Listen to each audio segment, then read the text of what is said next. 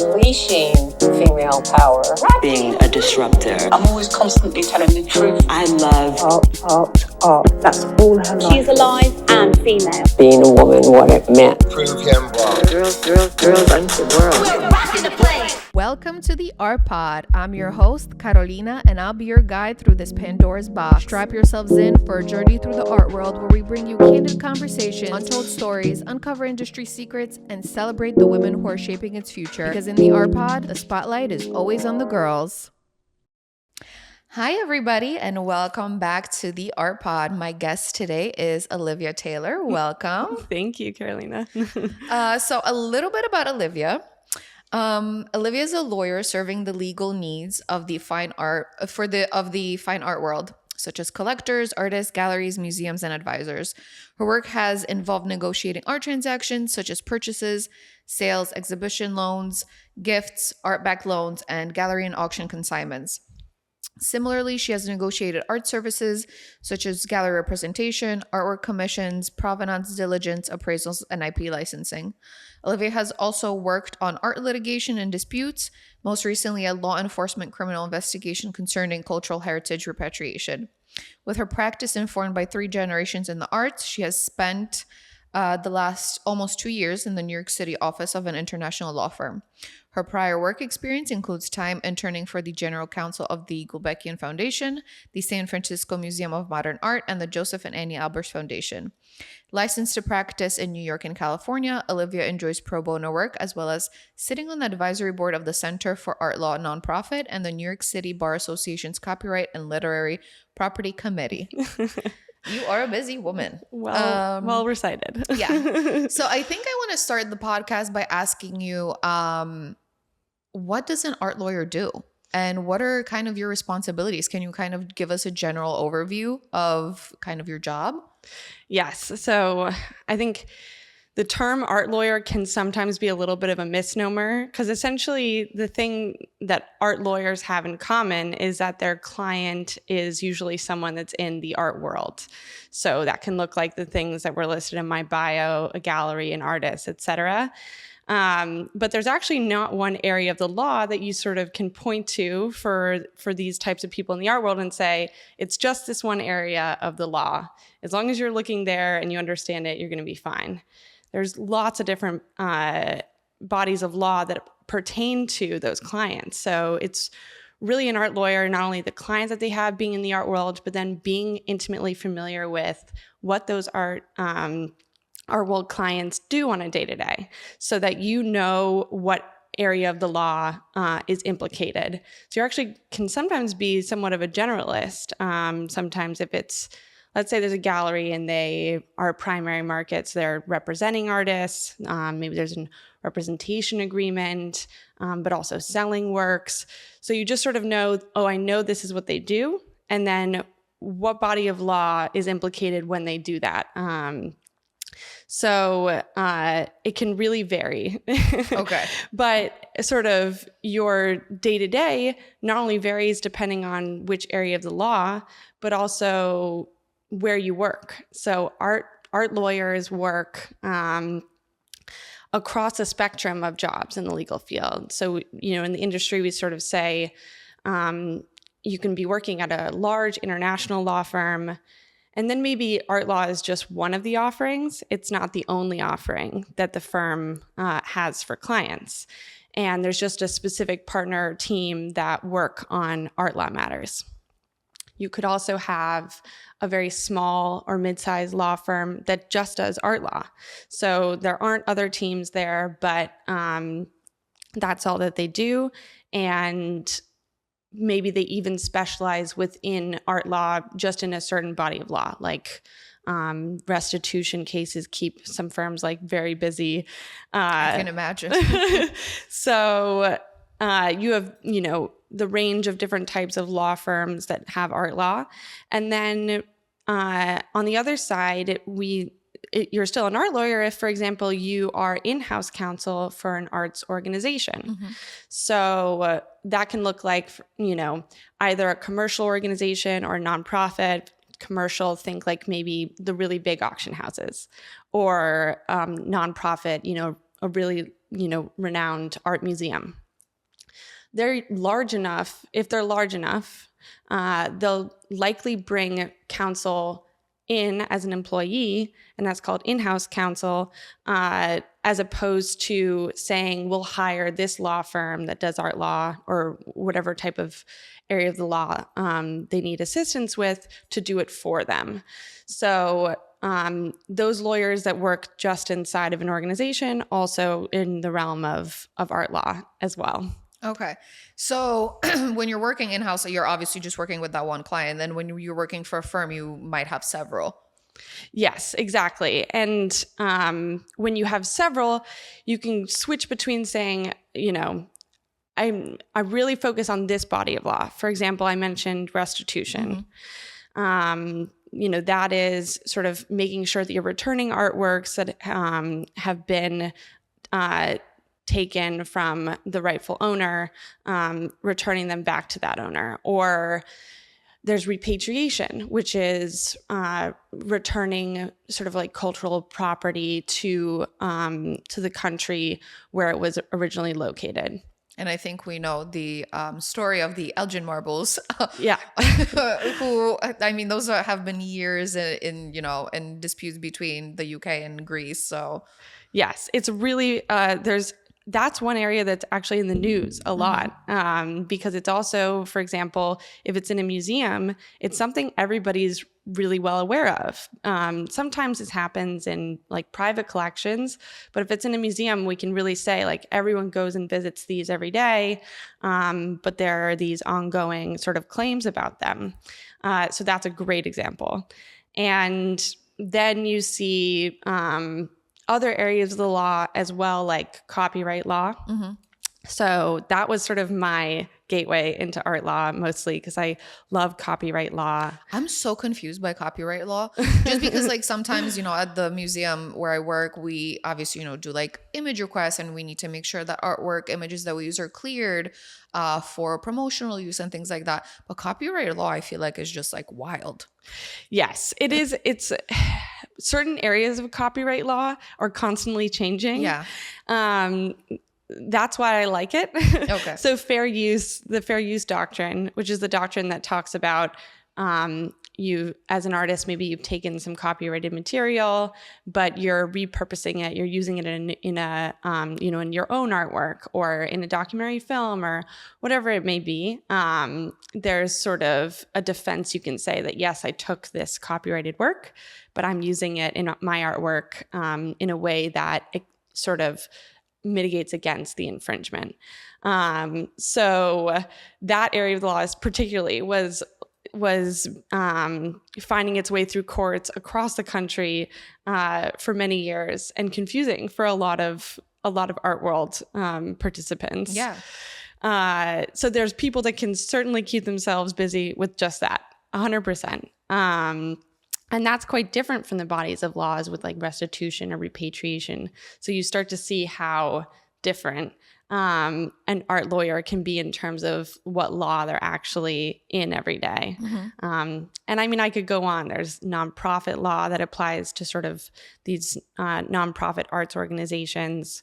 Gift law, if a collector is gifting works to sort of a nonprofit.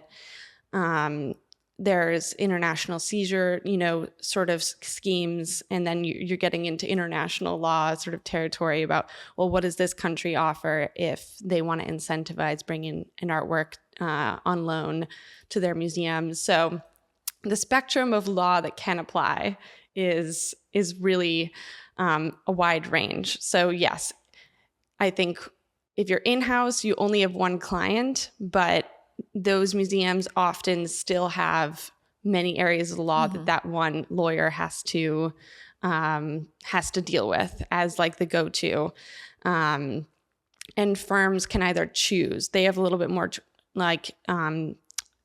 I think leeway to sort of say, we're just going to do this because we can keep ourselves really busy with it, or we're going to be aware of many of these doctrines so that we can cater to a lot of different types of needs. So what would you say is your favorite type besides copyright law? Because you've already expressed that you really enjoy it. What would you say your kind of favorite maybe litigations or cases are? Like which sector of all of those different things? Yes, I don't know. Okay, like picking a favorite favorite child or dog or pet.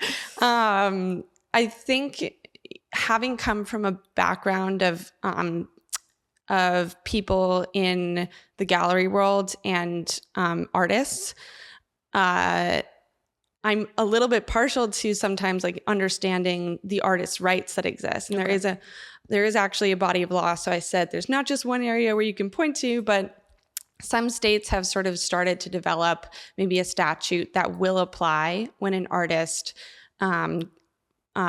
gives work to a gallery to sell on its behalf. There actually are state statutes that can apply to that.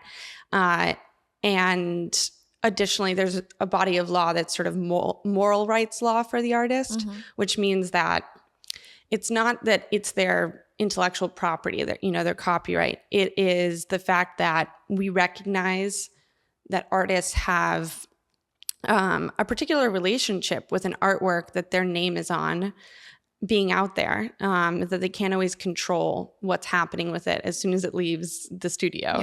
Yeah. So moral rights law says, we give certain rights that if the artwork is, sort of mutilated, they don't want their name associated with it anymore because maybe, somebody decided to conserve it without talking with the artist and now it looks really different than it originally did.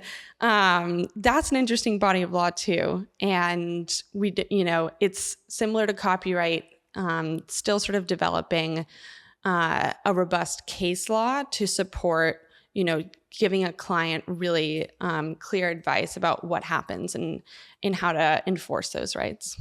So as a lot of us know, the art world is still kind of unregulated and opaque in a lot of senses.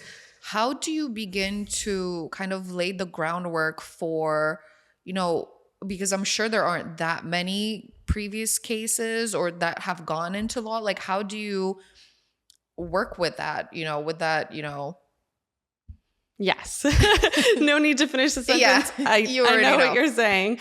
This is a very difficult part of the practice because people in the art world really care about reputation. It's very small. Everyone talks, and so much depends on, because it's been a business about handshake deals, sort of saying like, I trust you and this is your reputation, and that has a lot of value. So if you're talking about a dispute, it can move from being a private dispute where you're trying to maybe fix it with, just between you and the other person. Doesn't work out. Maybe you bring in a lawyer. They sort of say like, no, really, we mean it. We want to resolve this. Please, comply with your contractual obligations or whatever it may be. And then if that doesn't work, maybe that party will want to file a lawsuit. And at that point, if it goes through all the way to a decision, it can be public. And so it's not everyone's first choice. Sometimes it's important to clients to say, like, we're going to see this through, but oftentimes clients will say it's better to keep this private. And the way to do that is if you settle, the decision of how you two resolved the issue is not going to be public unless you decided to in certain cases. So if something settles, you then don't get the case law that becomes binding. And like I said, there are statutes that apply to a lot of art law situations, but in the US, the case decisions, depending on which court they're in and which state and if they're federal or not, they are also just as binding. And so it's helpful to have decisions to see how something actually played out between two parties, how the court actually applies the law. But if it settles, you don't get that.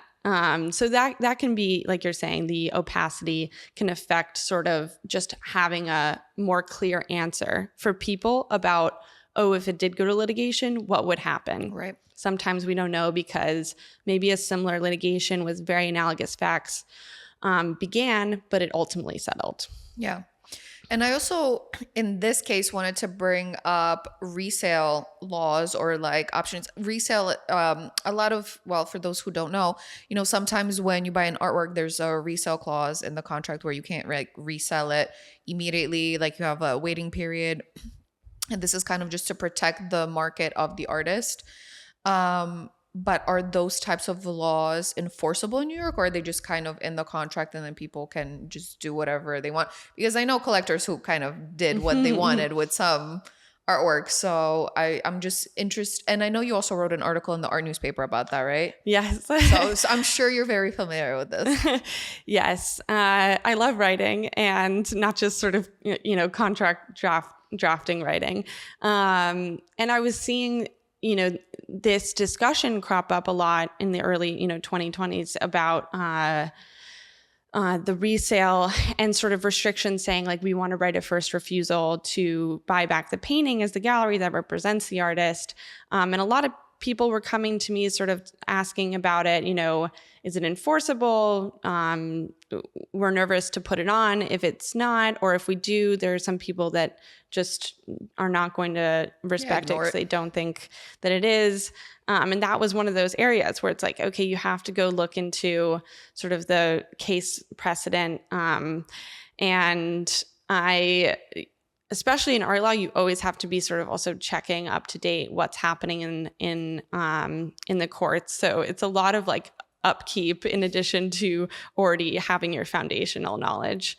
And I saw that a case came out in California, like as you mentioned in my bio, I'm barred there as well as New York. So it seemed as though there was a really good analogous argument to say this is an example of a right of first refusal. It was in that case for an Oscar statuette for the Academy Awards.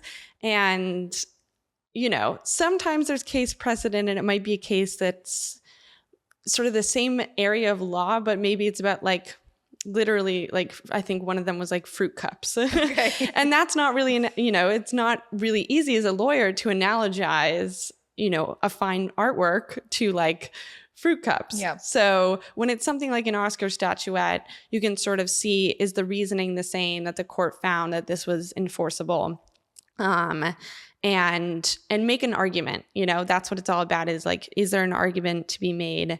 So I wrote an article with another attorney, Kim Palin, she's great. And we just discussed, okay, could this be a viable way to say, yes, these are potentially enforceable, and in what circumstances are they? Great. Thank you for thank you for explaining that to us. I also know that you're also on the advisory board for the Center for Art Law. Can you tell us a little bit more about that and what that entails? I know they do a lot of, great work, pro bono stuff. So I just kind of wanted to touch on that. Yes, thank you. I always love plugging the Center for Art Law. And I have to give a shout out to Irina Tarsis, who's one of my dear mentors. I've known her for several years now, and she's the founder. It's a nonprofit based in Brooklyn, but they sort of, cater to people all over the world, namely, students, art lawyers, artists, academics, and it just sort of provides resources in art law, because even when I was sort of first figuring out what art law was, there wasn't a lot out there. Like you might Google it and there wouldn't be a lot cropping up. So the Center for Art Law provides a really great place to read about these types of cases and go to talks. And there's amazing clinics that I want to plug that, you can sort of, as an artist maybe, or a gallery, there's one that's like artist-dealer relationships, and go and say, okay, I'm a gallery and I'm not working with a lawyer yet, but I have some questions and maybe I want to bring, get legal help for certain things. Like, let me just talk to somebody, even see if like it'd be a good fit, or they can like answer my question. So just sort of getting a feel for it, which I think is good for. There's a lot of like middle market that is hard to reach with art law, where because having a lawyer it's really expensive oftentimes if it's not pro bono. There is a section of the market where if they're not yet budgeting for legal services in their, in their budget, then there might not be, legal services at all in factoring into their business, which, obviously as a lawyer, I recommend. Yes, I recommend do too, it. and I'm not a lawyer. So yeah, that's a great organization and they have a wonderful website and a newsletter. So I can really recommend that. And I'm on the advisory board, so I'm always sort of just supporting and close with what they're doing. So they have a conference next week, but by the time this is out, it will already be gone. But everyone can go check out what happened during the conference in New York. So where would, let's say an artist is in need of, legal representation and they don't have a budget for it. Is this a place where they could come and sort of submit for a pro bono case? Oh, okay. Yes. So if someone in the art world is seeking pro bono representation, there are a few really great organizations that can help with that. So in addition to like the Center for Art Law, like maybe looking at resources, there are great books where if you want to educate yourself on your rights, people have written about that, example, contract terms, et cetera, to sort of self-educate and just be aware. But if you actually need representation, pro bono work is when it's somebody who's in need and it's not financially viable for them to hire counsel at a paid rate. So someone will take them on and it's not paid representation. A lot of big law firms have programs that support pro bono. So a couple feeder organizations have come up. For example, the New York Lawyers for the Arts. They will sort of, you can go to them, submit, I have this matter, and then they'll help match you with an attorney who can do the work pro bono. So that's one way to sort of looking, to sort of see how you can get pro bono representation if that's sort of where you're at in your career at that time. Yeah, thank you for sharing that because I'm sure there's, some artists that might need those types of services. So one thing that I really found fascinating about you is that you are currently taking a Harvard Business School online course for climate change. Yes, Tell me about this. Yes, not maybe so clear how it intersects, but that's why I'm interested because, I think maybe my top 3 passions are sort of art, law, and I really care about the environment. And obviously climate change is a big consideration with that. And I've seen it crop up a couple of times in my work, how people in the art world could be thinking about climate friendly like terms or donations, et cetera, in what they're doing. And obviously the art world is not the best when it comes to Let's just shout out art fairs and the Venice Biennale. Don't ask me how many art fairs I've flown to this year. But that's one where it's like, okay, this is in my opinion, it's picking up, and there may even be laws that are, more laws that are going to be passed, maybe incentives, maybe, whatever it may be. So I'm just interested to be sort of ahead of the curve and see what are the ways that maybe this is going to impact the art world and businesses in the art world. And then also ways to maybe, if clients are interested in sort of supporting, how to do that. Because it actually does seem like a lot of people in the art world, do care. Yeah, they do. Yeah. No, there's definitely some galleries, that I know, or people who work there who are very conscious about the carbon footprint that they leave behind.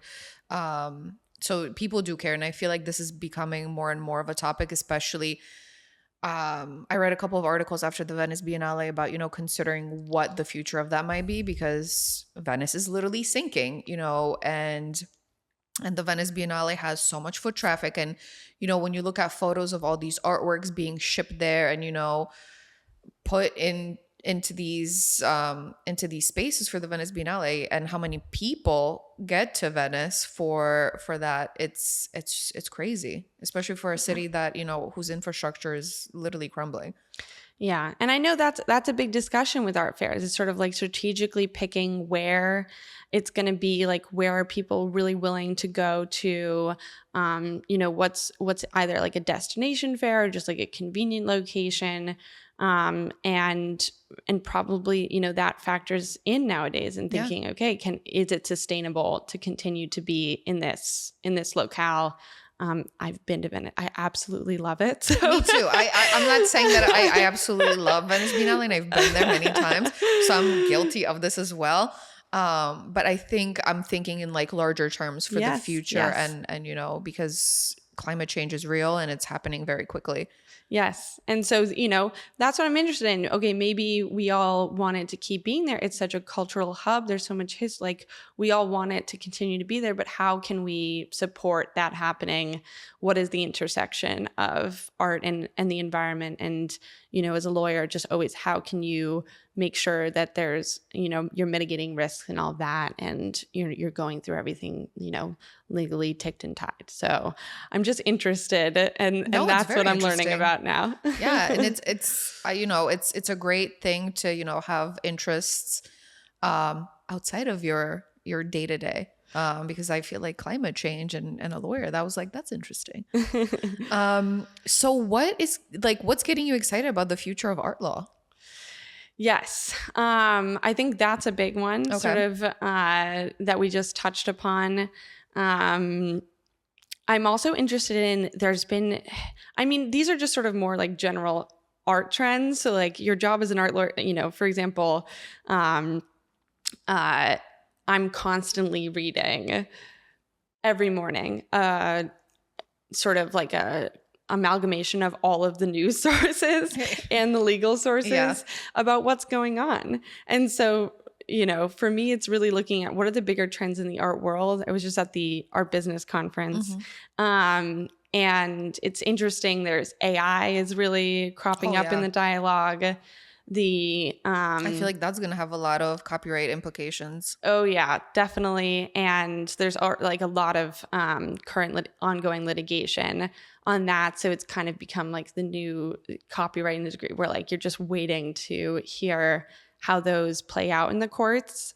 And then the other one is sort of the rise of like other parties, which is not really new, but I think, you're hearing some dynamics changing, big galleries partnering more with little galleries, and art agency being a part of the ecosystem where, maybe there's a way for an artist to be represented in their nonprofit endeavors or their commercialized IP endeavors, that maybe a gallery doesn't have an interest in doing when they're so focused on sales.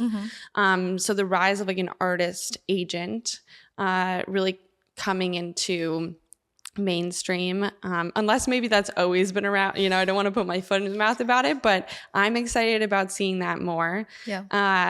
So there's a lot of interesting things.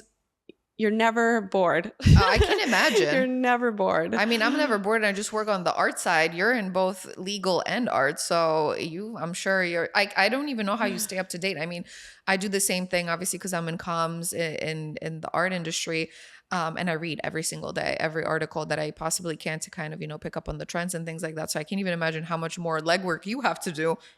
Yes. And I know we were just talking before this, we went on the record, but, even the traveling where it's like, I still really think, also given my background, I've just always been in the art world and always loved being sort of going to all the gallery openings and everything. And so now it's like a two-part thing where I'm there because I love it. I love, seeing new work or seeing a curated exhibition of other work, like going to the gallery openings, the museum exhibitions, the auctions. I love it, but also it's it's really helpful to have a finger on the pulse because you're constantly like keeping up to date about business terms as well. So like if you're going to negotiate, an art lawyer like generally really wants to know, what is market to have in the agreement and to push for my client.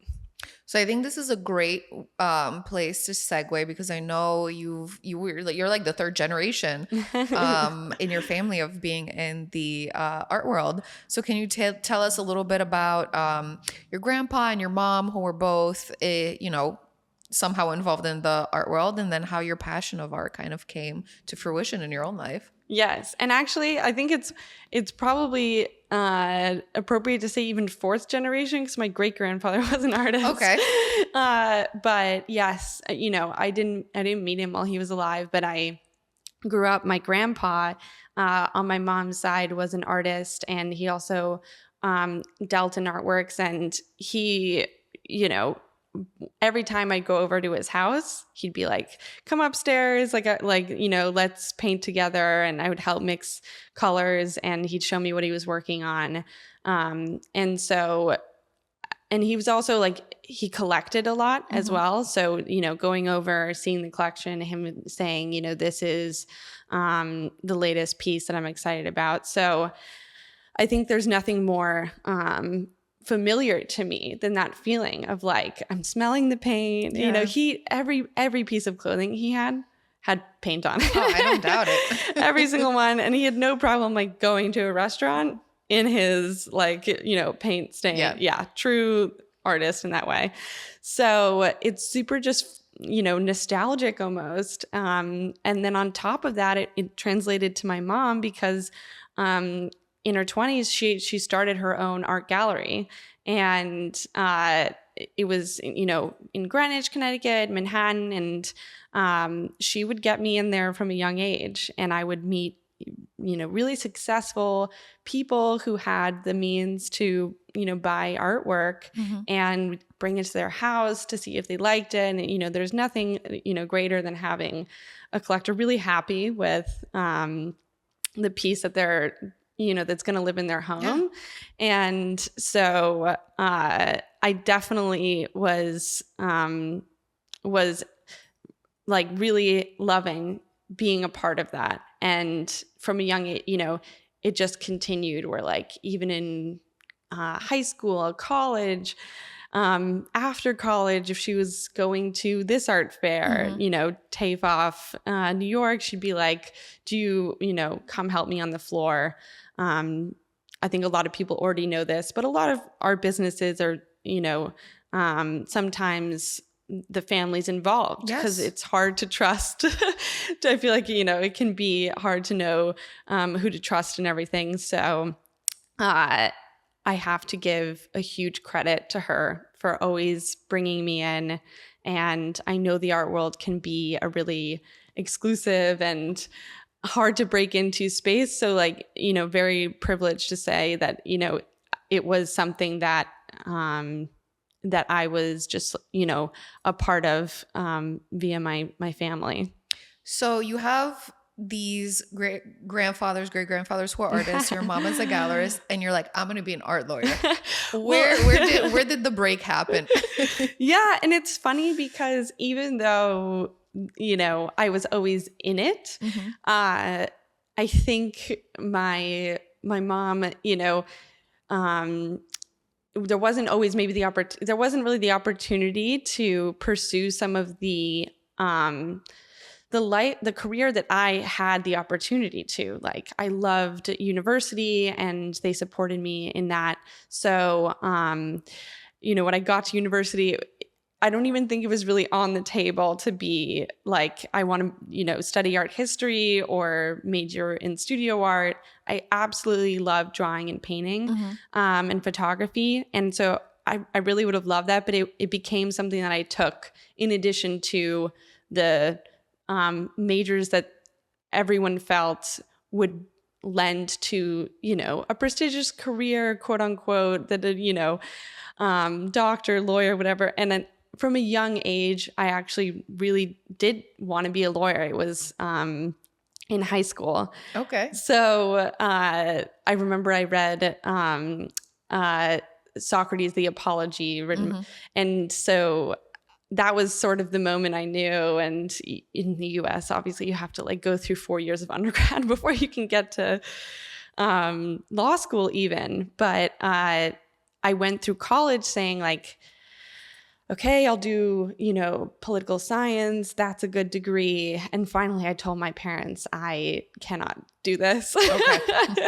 It's not me. And so I switched to something, I had to convince like, trust me, philosophy is a great major for law. A lot of people major in philosophy and go to law because, Which I didn't know. Yeah, but, it's hard. It's a hard sell because if you don't go to law school with a philosophy degree, am I going to be a philosopher? Like, Or a professor? Those are your, two options? Yeah. So that was the sort of sell on that side. And I also majored in German because I think I said that it was really about like, I wanted to be an international lawyer, and the German economy at the time was the strongest in the EU. But it was also because a lot of my favorite artists, Gustav Klimt, Egon Schiele, were German speaking. And so it also was just a way to be closer to sort of understanding their process. And I got to, to do that when I was traveling in Germany for a study abroad and seeing their work. So that was even really tied.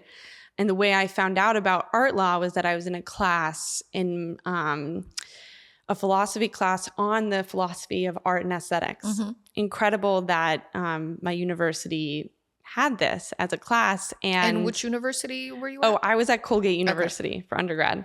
And it was in that class we read about Richard Serra, may he rest in peace, his case on the tilted arc. Oh, yeah. And that was the first time that I was like, oh, this is interesting. This is a legal case, but it's about art. Mm-hmm. And that was the moment where, like, from then I realized I didn't have to give up the art that I loved so much. And that was part of sort of my heritage. Mm-hmm.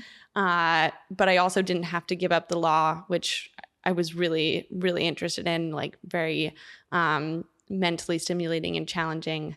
So from then on, that was the moment. Okay, that was the moment.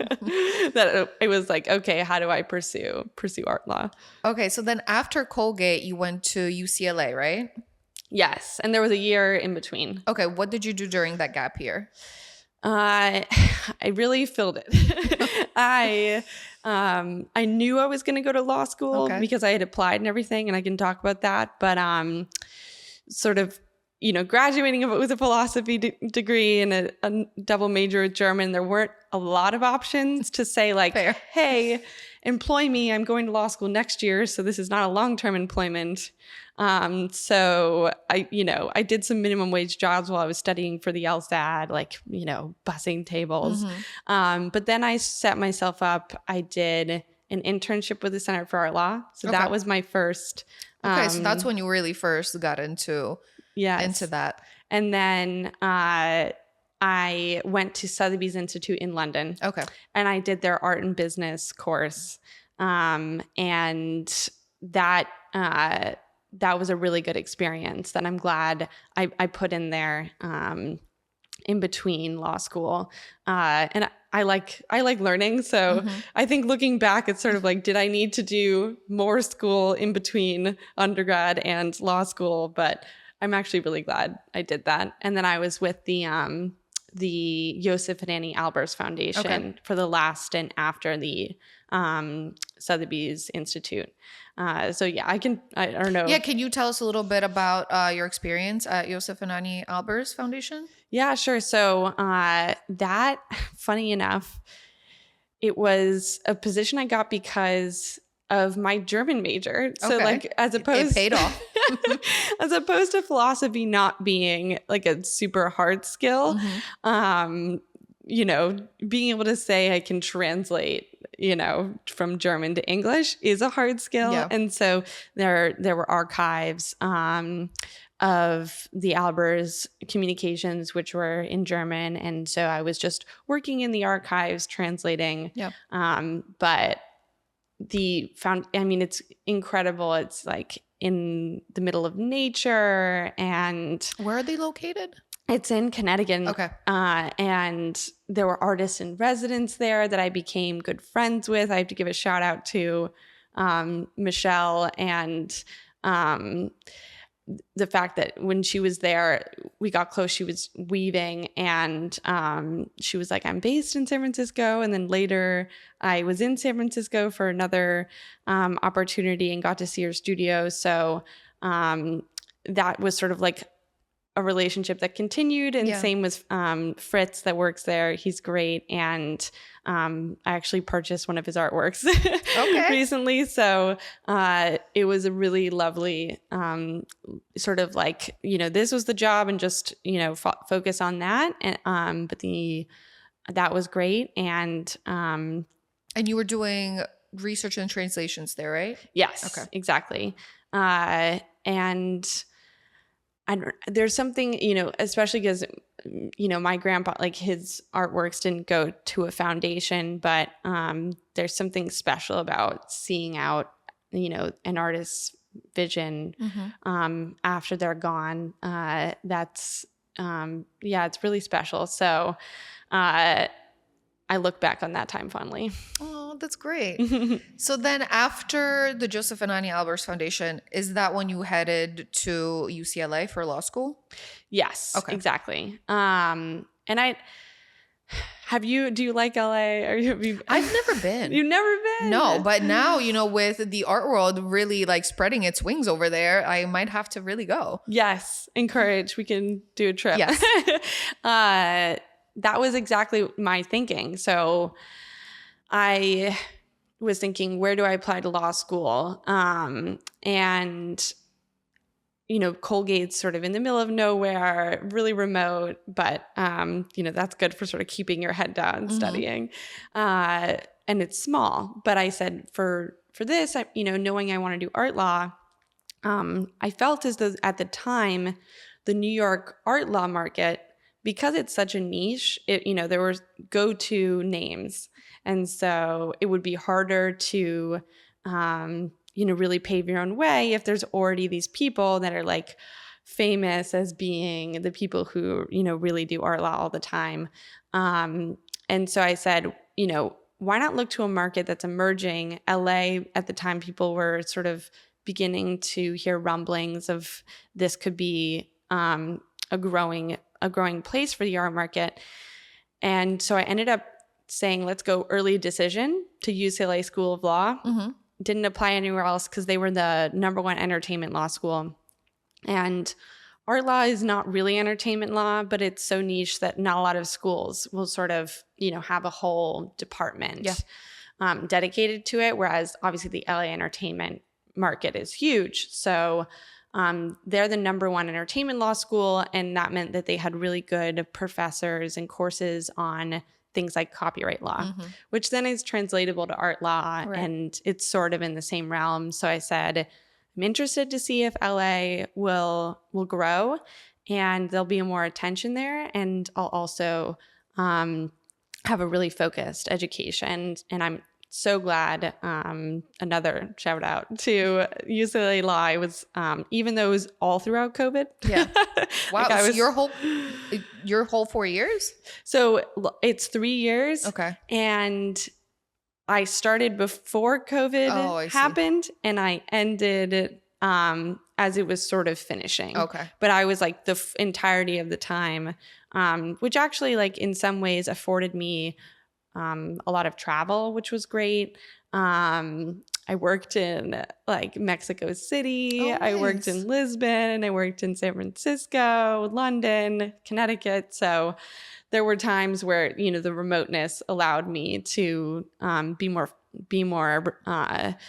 mobile than I think other law students are just like chained to the school library, but ours was closed. So that was that. But yeah, it was the entirety pretty much. Can you tell us a little bit about these experiences of working in Lisbon and, New Mexico and all this stuff? Can you tell us a little bit about that while you were getting your degree? Yes. So I think, or if the first one's Lisbon, funny enough, I had accepted a internship. So it's 3 years, and every year you have, in the summer between years, you're usually supposed to do an internship the first year, and then the second year, maybe like you've gotten an offer from a firm usually to be a summer associate. And then at the end of being a summer associate, you go on to accepting a job for after you graduate. So the first summer I had accepted dream position to be with an auction house that had an IP attorney. And then COVID had hit New York full force.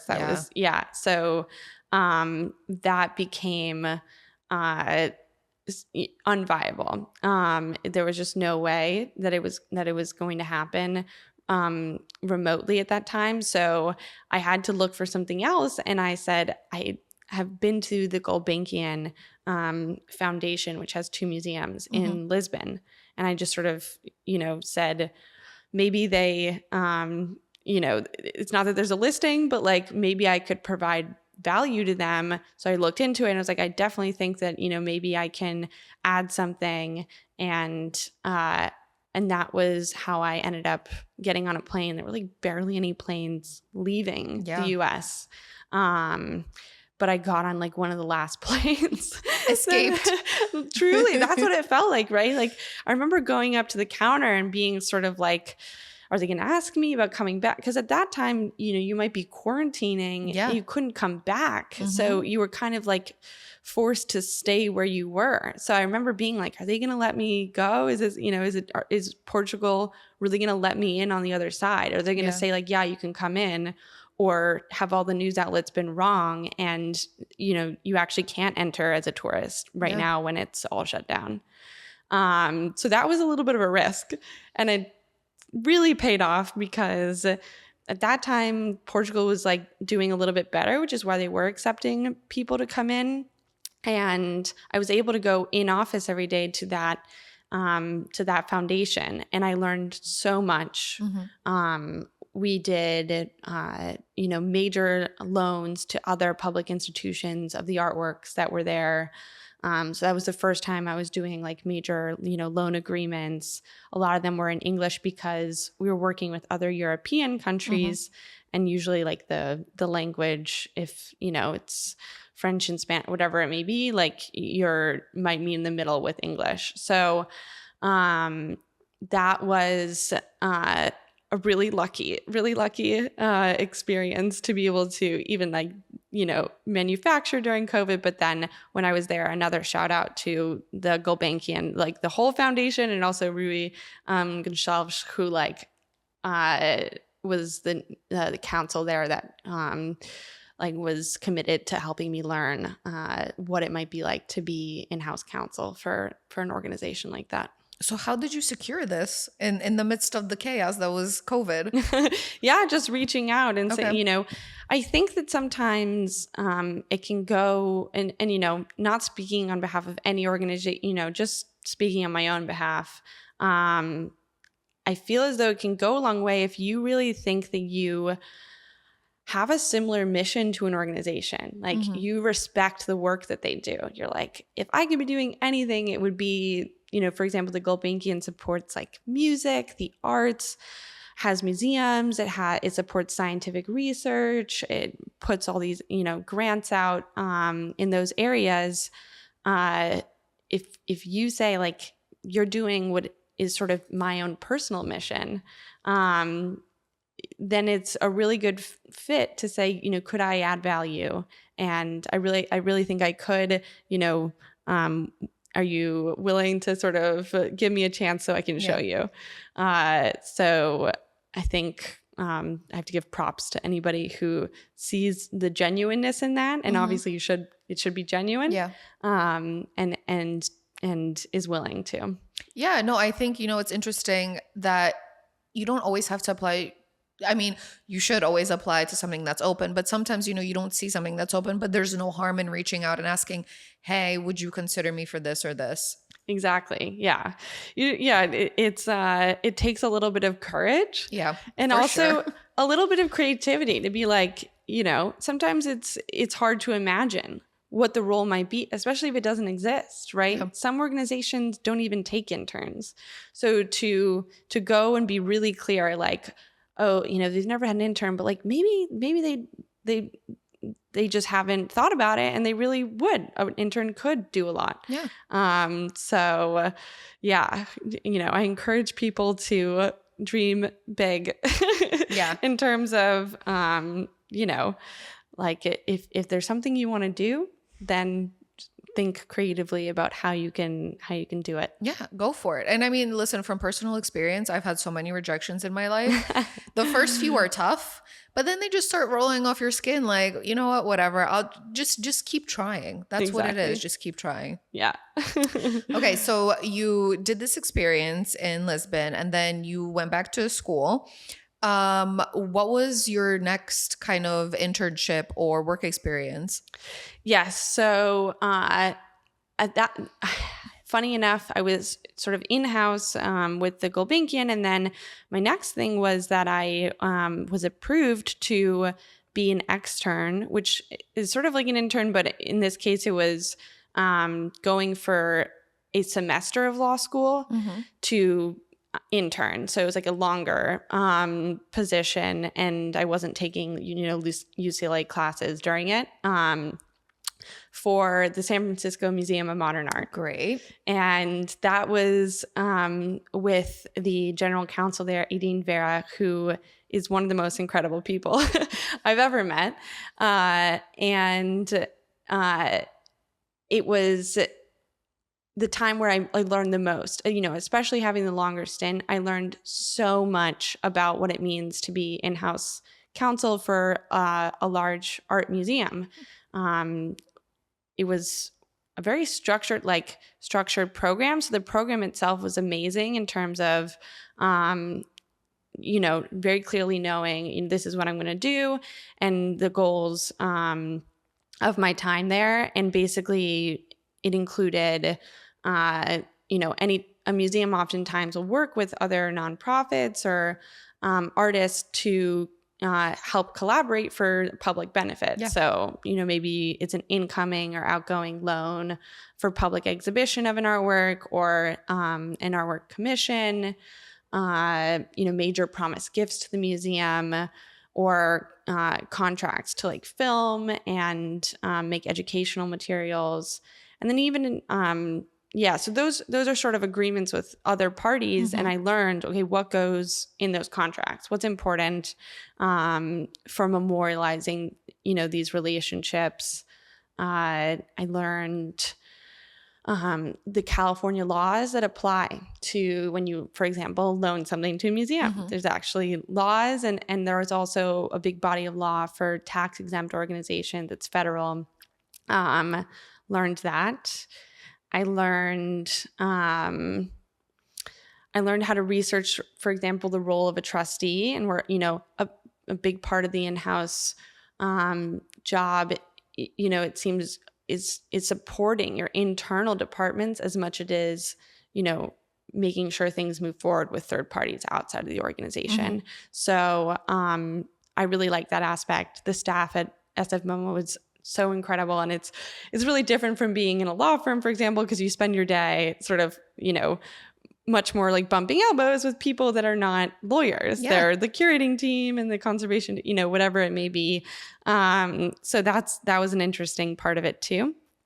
And the other thing related to the environmental topic we discussed is that they said, could you do some research on environmental best practices for a museum? And I was, surprised because that was pretty ahead of the curve at that time. So that was great to I think that was the first time I really started thinking about, okay, how to support this. So that was a great opportunity as well. So they really sowed the seeds for your passion for the environment. Yeah. And still to this day, everything I learned there and the relationships, it was really valuable. So I think there's parts of law school in which you're in the classroom, you're just, in the textbook and, with your classmates being called, the very traditional. But another part of law school is that oftentimes they will encourage you in some way or form to get like actual day-to-day experience of what lawyers do, so that you're prepared for that, because it is different than sitting in a classroom. 100%. And I mean, just from my own personal experience, I love learning and I love reading and educating myself and all of that stuff, but nothing beats hands-on experience, because that really stays with you. Because sometimes, you can forget things that you read about, but hands-on experience, like I feel like whatever your body learns, your mind just soaks up. Yes, exactly. It's not like you have to tell yourself study that. Yeah. So that was a really nice way to switch up learning and get hard skill. There was a lot of researching and that sort of stuff. So practicing those skills in a way that was supporting the general counsel and everything she was doing. So it was great. So after you wrapped up your externship, is this around the time you were also graduating from school, or did you have more work experience before you graduated? Yes. So sort of as I mentioned, that was like during the school year, Right. but then I did do a summer associate position with a firm, and then joined that firm, the big international law Yes. firm, after graduating. So law is kind of weird. I've heard on your other podcast talking about, how to actually get a job in the art world. And sometimes you're really finding your own way. Yeah. What's your experience? Yeah, law school is so different. Okay. It's so different. You have the firms all coming to you. You're sort of, if you want to go a firm route, then they come to the law school and interview you and everything. So I do sympathize with the art world in the sense that like it seems a lot less structured in terms of it's just a free for all, honestly. Yeah. And I mean, I have been there. What is it, like NIFA? Yeah. Yes, NIFA. Oh my God, Good I've old been NIFA. I tried to get an artist studio job like in that year between law school and undergrad. I wrote like, some artist posted like, be my studio assistant. And it was like, I think maybe he was in the West Village and like his studio he said, come in for an interview. I go, he gives me a tour of his studio. I'm just in love. I'm like, I cannot believe he's blown out like 2 floors of the apartment to like house his large camp, all this stuff. And I was like, oh, I really hope he hires me. I did not get hired. But, it was just sort of like perusing NIFA and like hoping for them, so it is really different in that sense. But so what's like a normal or general way that law or art law students kind of seek jobs after school? Yes. So particular to art law, it can be tough because there's not that many opportunities for it.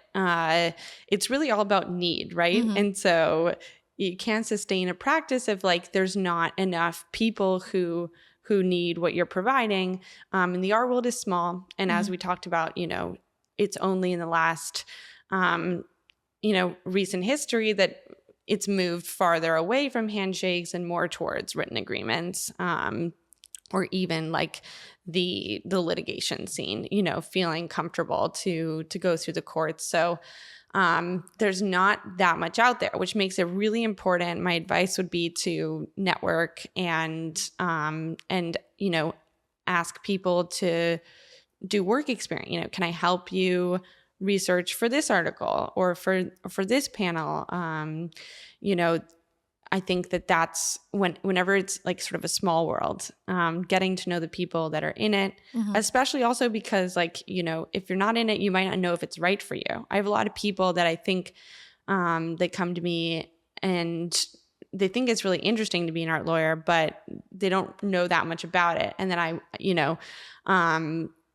you don't know if it's right for you unless like you really are able to envision yourself and you feel comfortable with having to be so deeply entrenched in the art world as well. Yeah. So I think it's good to network, read, and know your stuff, and kind of focus on a doctrine. Like it's at the end of the day, it's really about being proficient in knowing the law. And so, pick an area that is commonly practiced in art law and really get good at it, and tout that you can offer that skill.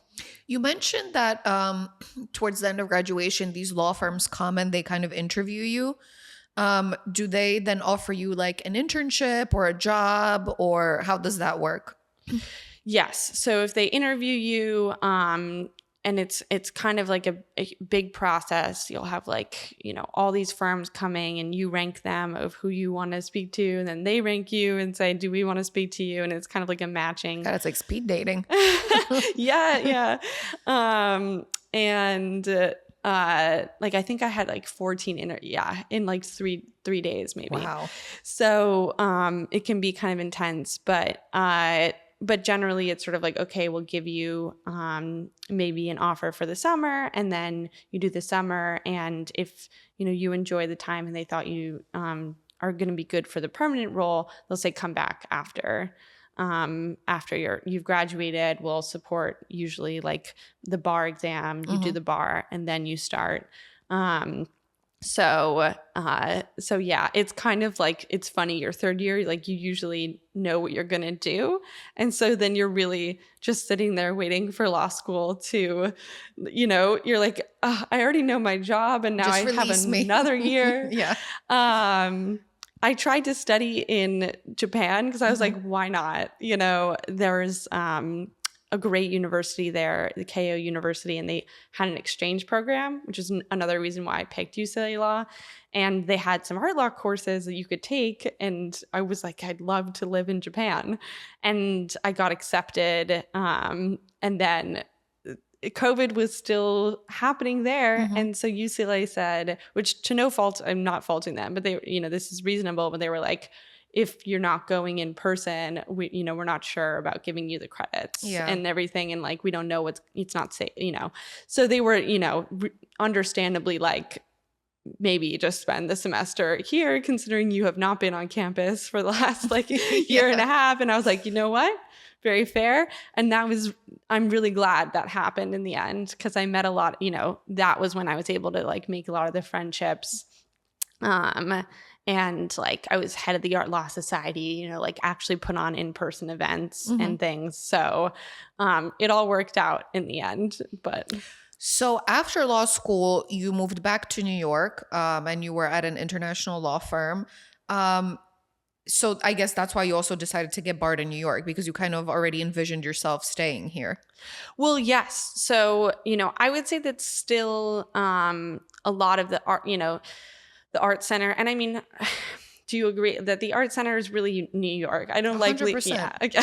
I don't like leaving. No, that's without a doubt. But yeah, it's really here. So, I think in terms of people thinking about where to start their career, New York is like, it's everywhere here. You actually kind of can't escape it. Like I have a lot of friends not in art, and they know a lot going on just because it's everywhere, which is, a dream.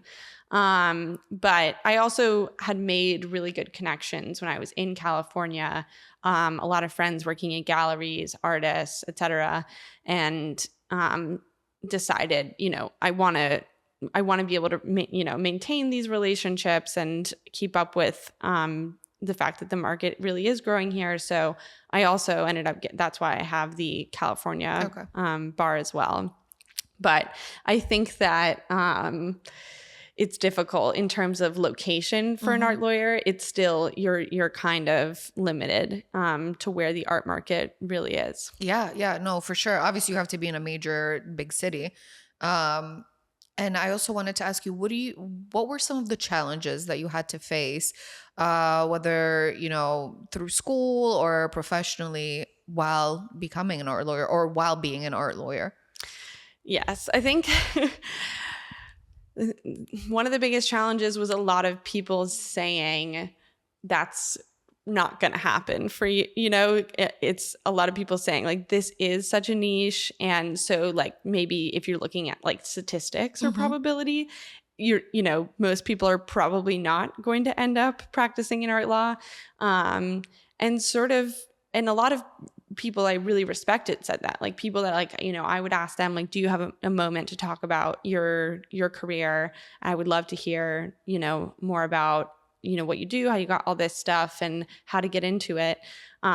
So, I'm really grateful that they said that to me because it also just, cemented further like, okay, do I really want it that bad if it's going to be that sort of difficult? And if the answer is yes, which it was, am I willing, do I know how to put in that extra work to make sure that I am appropriately aware of the obstacles and like, addressing them so that it doesn't prevent me from trying to do it full time. So I think that one of the challenges is just not discouragement, but sort of just like having reality and being like, okay, but it doesn't mean that I have to give up. It means like, how do I adjust? Yeah. Work harder. No, and I'm glad that you did because you actually, now you enjoy something so much, that you get to do on a day to day.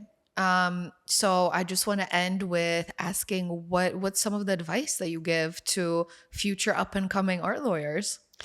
Yes. I would say, one thing I really like doing is talking to people in the field. So obviously I said already like network with people who are doing it, and ask them, what their day is like and everything, but also like if you're in the art, like speak to your artist friends and ask them, because like the majority of the time, and obviously like I said, some people really don't want to talk about it, but sometimes people do, like your friends in galleries or whatever, like to the extent that obviously like most things are hyper confidential, but begin to sort of get a sense of like, what is it like to be them and where do they interact with the law?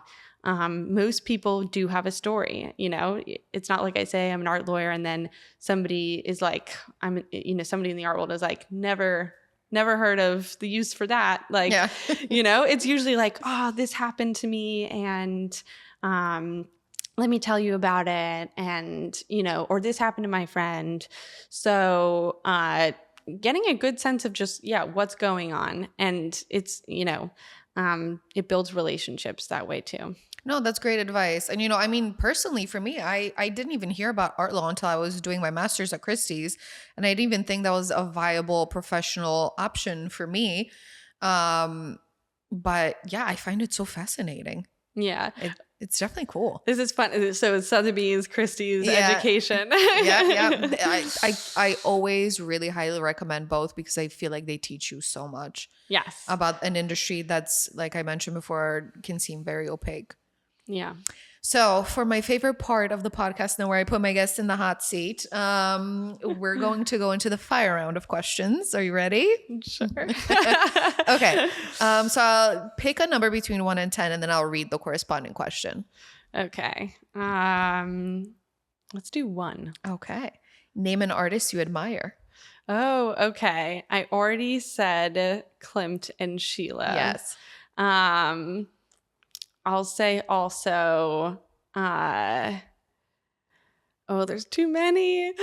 I'm like, do I want to promote a living artist just because that's nice to do? Why not? Yeah, I think I will. So Paulo Salvador, one of these moments where like you're in the art world long enough, you'll have that moment where like you like an artist maybe before they blow up a lot. And you like kick yourself for not having like purchased TV or whatever it was. Been there. Exactly. So this is an artist that I first saw the work in art fair like many years ago, and followed on Instagram and just sort of, I don't know, like watched a progression of so many shows. So it's been my phone background for maybe like 2 years. Okay. And I love the work. So everyone check it out. And did you mention the artist name? I'm sorry. Yes, Paulo Salvador. Okay. Paulo Salvador. Okay. Yeah, definitely check out that artist. I definitely will because I've never heard of them. So are you ready for question number 2? Yeah. Oh, I need to pick. Oh, yes, you need to pick. Let's see. 5. 5. What is one thing you're sick of hearing?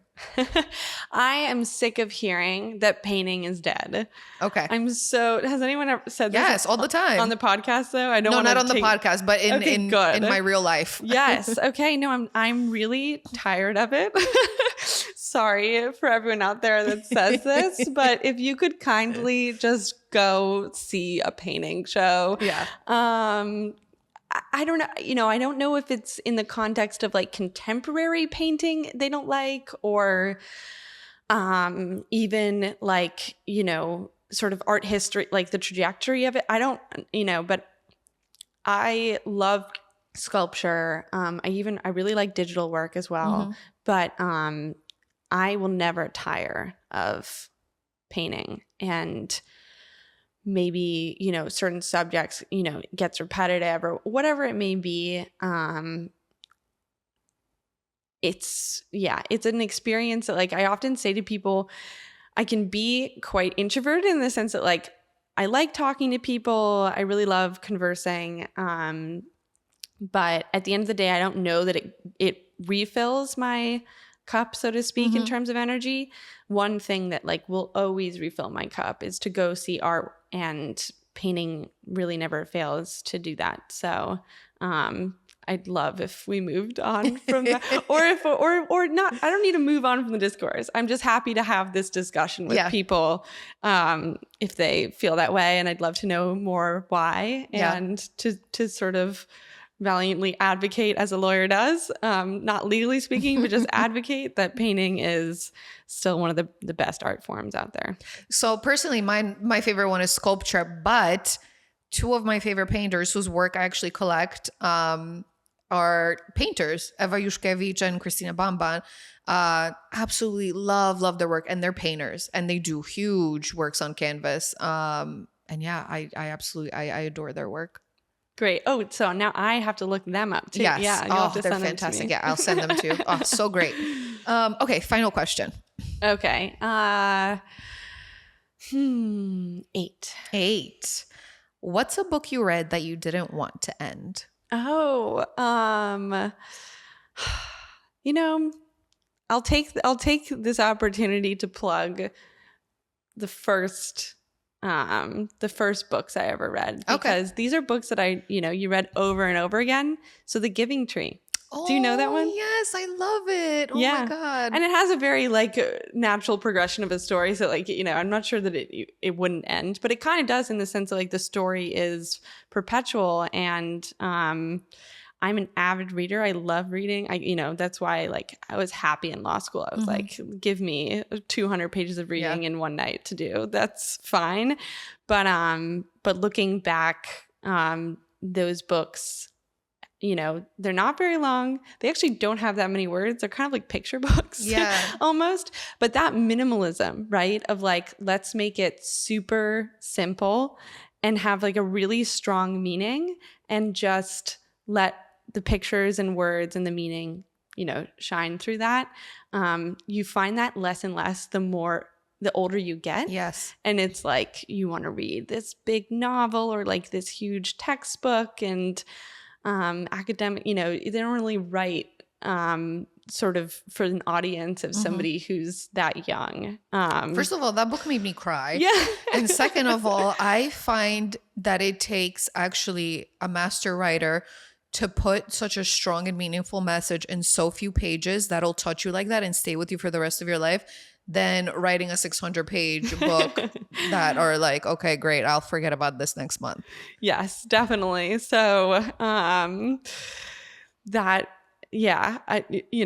there's many other books obviously that are more modern, but a classic is a classic. A classic for a reason. For a reason. Because it resonates with a huge population, and there's so much humanity in it. Exactly. Yeah. Well, thank you so much for being here and for sharing your story. It was such a great chat. Yes, it was really enjoyable, Carolina. Thank you. Of course. And to all my listeners and viewers, if you want to get in touch with Olivia, please send us a message, and I'd love to connect you.